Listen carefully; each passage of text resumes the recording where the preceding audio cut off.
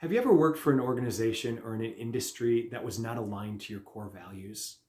Maybe you're in a position right now that's like that and you're struggling. If that's the case, I want you to listen in. My name is Paul Lemire. I'm with Lemire Leadership Solutions, and this is your weekly leadership lesson. I'm going to start off with a story about a position that I took as a teacher a number of years ago. I left a tenured position and joined the team of a very cutting edge, brand new high school, state of the art. Students had a redo retake policy. Every student had a Chromebook. It was textbook free, paperless. And we even met in departments every single day to collaborate. It was very innovative, growth minded, creative. The leadership was so visionary. Everything on the surface looked perfect. It looked like everything that I wanted, that I was going after. And I even got to ride on my bike 9 miles to work every day. So it was 18 miles of cycling a day, great workout, great stress relief. The problem was the research, when it was panned out and it was in actuality off of the paper and put into practice, did not do too well. And I struggled a lot. I felt like I was letting my students down and giving them the easy way out. And it actually created a ton of pressure and stress in work for the teachers.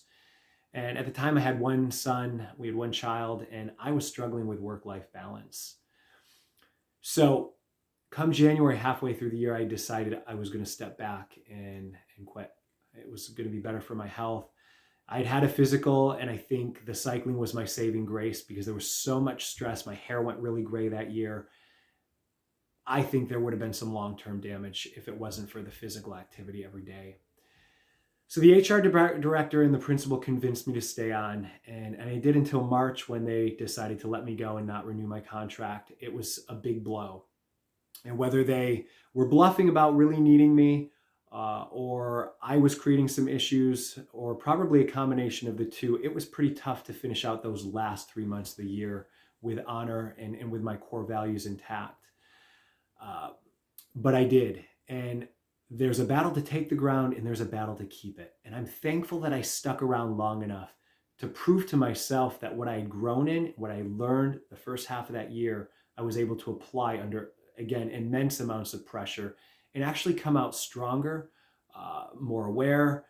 My mental health was more intact, even though the pressure didn't let up, because I was able to apply what I learned the first half of that year. And I even left writing each of my administrators a heartfelt letter and giving them a gift card as a way of honoring them, because as tough as it was to work for them in something that was not aligned with my values, they taught me so many other things as well. And I want to step off into a tangent as well and put the focus on us as leaders also. No matter what position you're in, I was not an administrator ever as a teacher, but I was the leader of upwards of 170 to 80 students at some points in my career. But I was also able to influence my leaders. I was also, in my growth journey, I'm sure I created some struggles for my leaders. And I want you to be aware of that as well. There were some struggles and some tension. When you're in a place that's not a values aligned for you, I want you to remember as a leader that it's not just you that's struggling with it. We are creating some tension for these leaders as well. And we need to constantly be mindful of what's the tension we're creating. Is our attitude right every single time? And I can guarantee you mine's not. And mine definitely wasn't that year. I grew a lot in terms of that as well. I've had a number of years to look back and realize some of the errors of my ways, the negativity that I brought in at times because of my overwhelming load and stress.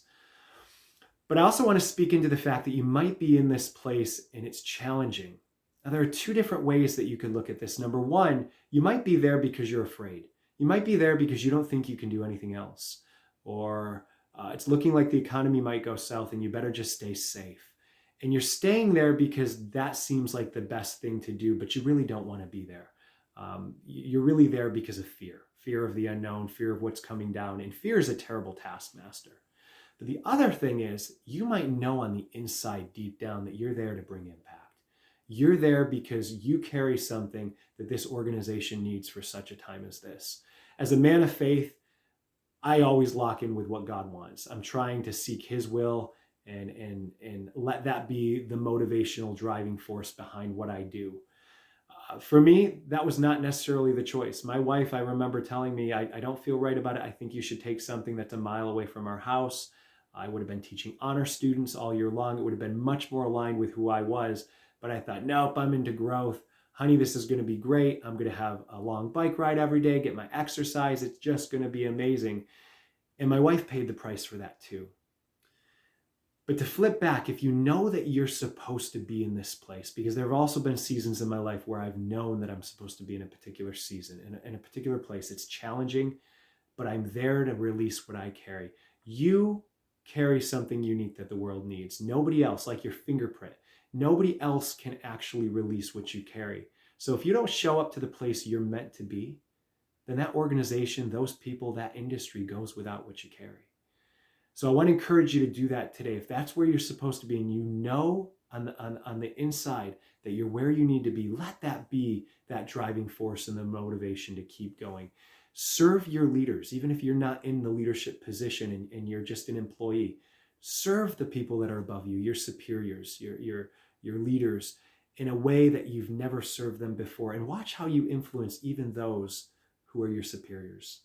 I hope this has helped, and I look forward to seeing you next week.